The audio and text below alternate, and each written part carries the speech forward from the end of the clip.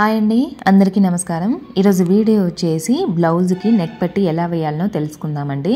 ముందుగా క్లాత్ వచ్చేసి మనము 1.25 ఇంచ్ అయితే తీసుకోవాలండి. ఇది వచ్చేసి 2x2 క్లాత్ అండి. సో నేను మెయిన్ ఫ్యాబ్రిక్నే తీసుకున్నానండి. ఈ విధంగా క్రాస్గా ఉండాలండి మనకి క్లాత్ వచ్చేసి, ఎందుకంటే నేను యూ షేప్ పెట్టాను కాబట్టి ఈ విధంగా క్రాస్ పట్టి తీసుకోవాలండి. మీరు స్క్వేర్ నెక్ పెడితే కనుక స్ట్రైట్ పీస్ తీసుకుంటే సరిపోతుంది.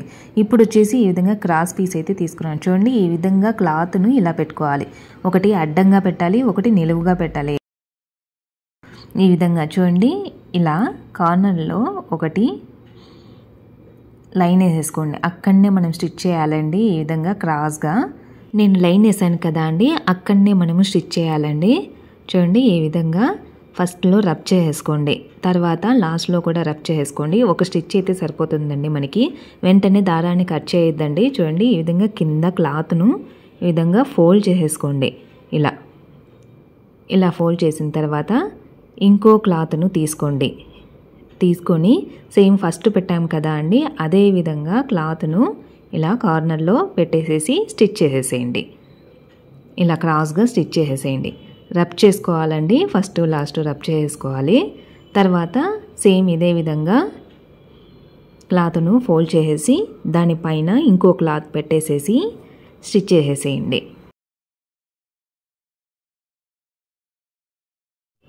ఇలా స్టిచ్ చేసిన తర్వాత ఇప్పుడు దారాన్ని కట్ చేసేసుకోండి. కట్ చేసిన తర్వాత ఒక 1/4 ఇంచుకి క్లాత్ను ఉన్నిచ్చేసి మిగతా క్లాత్నంతా ఎక్స్ట్రా క్లాత్నంతా కట్ చేసేసేయండి.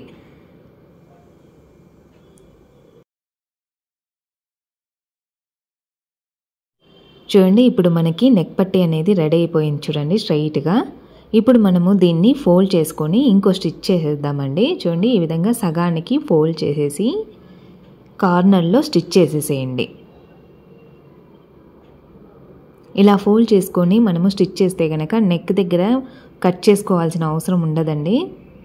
డైరెక్ట్గా మనము ఇంకా హెమ్మింగ్ చేసుకోవచ్చండి అప్పుడైతే. ఇప్పుడు మనము నెక్ పట్టి వేద్దాము. చూడండి, ఇది వచ్చేసి కరెక్ట్ వైపు, కిందిది వచ్చేసి రాంగ్ సైడ్ అండి. మనము పైన కరెక్ట్ సైడ్ నెక్ పట్టిని పెట్టి లోపలికి స్టిచ్ చేసేద్దాము. చూడండి, ఈ విధంగా కొంచెం క్లాత్ను ముందుకు పెట్టి ఫోల్డ్ చేసేసేయండి. ఫోల్డ్ చేసి దానిపైన స్టిచ్ చేసేసేయండి. చూడండి, ఇక్కడ వచ్చేసి మీకు ఒక చిన్న టిప్ చెప్తాను. షోల్డర్ దగ్గర మనము జాయింట్ ఉంటుంది కదండి, అక్కడ ఈ ఖర్చు వచ్చేసి మనకి బ్లౌజ్కి వెనక వైపే ఉండాలండి. ఈ విధంగా వెనక వైపు పెట్టుకొని స్టిచ్ చేసేసేయాలి. ఇలా స్టిచ్ చేసుకుంటే కనుక బ్లౌజ్ ఫినిషింగ్ వచ్చేసి చాలా నీట్గా ఉంటుందండి. మీరు కూడా ఒకసారి ఈ విధంగా నెక్ పట్టిని వేసుకోవడానికి ట్రై చేయండి. చూడండి, ఇటువైపు కూడా మనకి షోల్డర్ దగ్గర ఖర్చు ఉంటుంది కదా, అది వచ్చేసి బ్లౌజ్ వెనక వైపుకు అంటే కిందికి, చూడండి కిందికే ఉంది. ఈ విధంగా పెట్టుకొని స్టిచ్ చేసేసేయాలి. లాస్ట్లో వచ్చేసి కొంచెం ఒక 1/2 ఇంచుకి క్లాత్ను ఉన్నించుకొని కట్ చేసేసేయండి. ఎక్స్ట్రా క్లాత్నంతా కట్ చేసి ఫోల్డ్ చేసి స్టిచ్ చేసేసేయండి. చూడండి, ఈ విధంగా మనము ఒక 1/2 ఇంచుకి క్లాత్ను ఫోల్డ్ చేసి లోపలికి స్టిచ్ చేయడం వలన ఫినిషింగ్ వచ్చేసి చాలా నీట్గా ఉంటుందండి. అక్కడ వచ్చేసి తర్వాత ఎక్కడైతే యూ షేప్ ఉంటుందో అక్కడంతా ఖర్చులు పెట్టేసేయండి. ఈ విధంగా ఇలా ఖర్చులు పెట్టిన తర్వాత చూడండి, మనము క్లాత్ను ఒక 1/2 ఇంచ్ ఫోల్డ్ చేసాం కదా, అది ఇలా ఓపెన్ చేసేసేయండి. ఇలా ఓపెన్ చేసిన తర్వాత దానిపైనే స్టిచ్ చేసేసేయండి.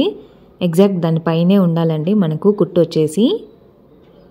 కింద క్లాత్ ఉంటుంది కదా ఫోల్డింగ్, దానిపైన పడేటట్లు ఉండాలి స్టిచ్చింగ్ వచ్చేసి.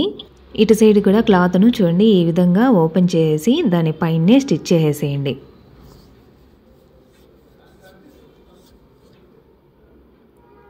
ఇలా మనకి నెక్ పట్టి అనేది రెడీ అయిపోతుందండి. చూడండి, మనకి యూ షేప్ వచ్చేసి చాలా నీట్గా ఉంది. చూడండి, 1.25 ఇంచ్ తీసుకొని ఈ విధంగా క్రాస్ పెట్టిని ఫోల్డ్ చేసుకుంటే కనుక మనకి ఫినిషింగ్ వచ్చేసి చాలా నీట్గా ఉంటుందండి. ఈ వీడియో మీకు నచ్చినట్లయితే please subscribe, like and share. Thank you for watching this video.